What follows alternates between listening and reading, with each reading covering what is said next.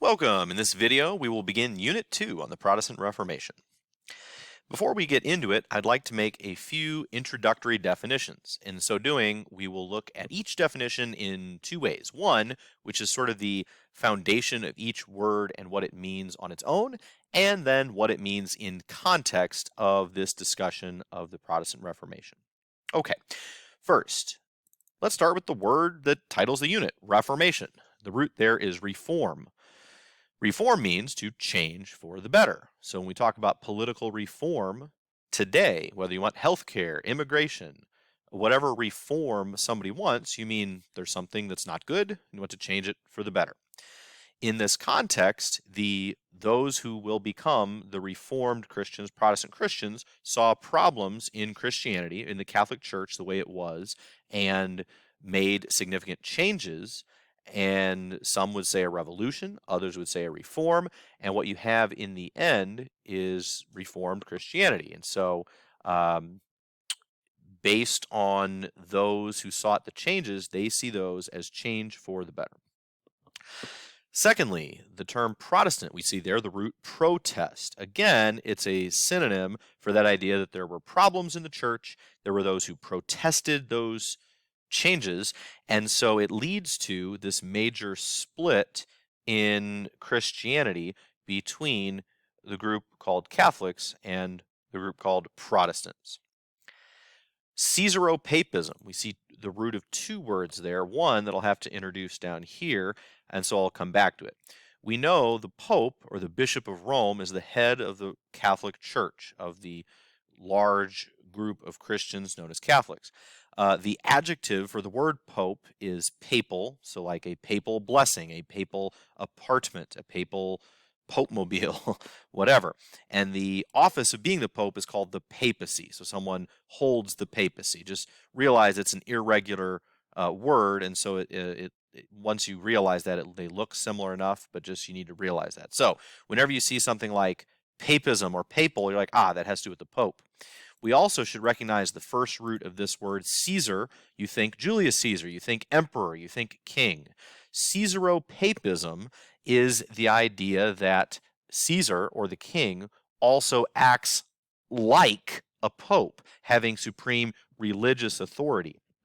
So this is the idea that in a way like church and state are fused in a way that the king, the state, the government also controls the church. This will come up in a major way during this unit, so tuck that away. The term orthodox simply means right teaching, right? Traditional right teaching. In context, this is the term that will refer to many Eastern Catholic Christians, the Eastern Orthodox Christians, mainly in Greece, Asia Minor, Russia, and parts of Eastern Europe are Orthodox Christians. Catholic, the word Catholic just means universal, like a universal teaching, a universal or worldwide church. In context, this will refer to the church headed in Rome and Roman Catholic. A quick distinction, and this goes from most Christian denominations, is the term clergy. A singular member of the clergy or a clergyman is called a cleric.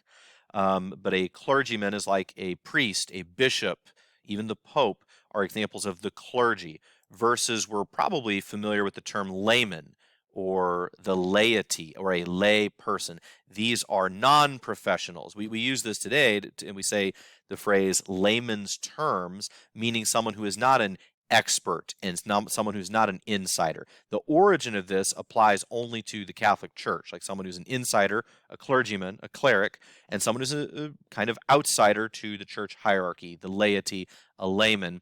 But we can apply that and use that in context today if someone is, a teacher, an insider, but someone who is not a teacher is in ways like a layman, like someone who maybe has knowledge of what it takes to be a teacher, but is not an expert or professional, does it for a living, for example.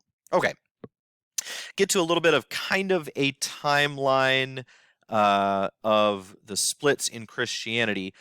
You had only a universal Catholic Church, all of Christianity, that was split in 1054 by the Great Schism. We saw this in a previous unit where you had the Eastern Catholics become known as the Orthodox or Orthodox Christian or Eastern Orthodox, and those who were Roman Catholic, with the Pope centered at Rome. And we're not going to get into the reasons for this split. It had some theological grievances as well as some political differences. And this is a split in Christianity that has still existed for nearly 1,000 years, since the year 1054. And that leads to the Eastern Orthodox. In 1517, you had another split in the Catholic Church called the Protestant Reformation. That is the main subject of this unit today. And out of that, you have the Roman Catholic Church and a smattering of different Protestant churches. And one thing to give you because students come to this with a variety of backgrounds. Some students are very deeply versed in their own religion. Some students are very unchurched or have no experience with this, or some students are very devout in their religion and they have no experience with Christianity. So if I'm going to give you kind of the one nugget bullet point of what is the driving force behind each of these three major Christian traditions, I'll give you that one kind of phrase. For the Eastern Orthodox, it is tradition. When things come into conflict, their core belief is, how have things been handed on from those who handed on the faith to me and who handed the faith to them, going back to the early church and the apostles and church fathers. For the Roman Catholics, that is also very important, but there is also a high degree of focus on unity, and that symbolically is in the person of the Pope, that like splitting the church for any reason is of the utmost seriousness. And so this overwhelming sense of the unity of the church is a driving force for Roman Catholics. And for Protestants, a driving force, there is a degree of tradition, there is a desire to be one, but an overwhelming or an over pressing need for Protestants is to obey the individual conscience. And so you will see often when there come to be theological conflicts, and some say this is the way things have been done, and some say but the church must remain one, Protestants are more likely than others to say, but I must heed my own conscience, and therefore splinter off and form a church community of our own that follows certain teachings because of the demands of the individual conscience. Not that all of these might not be important to Christians of each tradition, but I'm saying if we had to put it in one word, what is a driving force that motivates and distinguishes the three groups from one another? And a final point, if we were in class, I sometimes would ask this question and try to identify. So, for example, if you identify yourself or others as Presbyterian, Episcopalian, Lutheran, evangelical, just Christian, in general, those are all denominations that fall under this category of Protestant. Okay, a brief summary. We talked about this in our previous unit.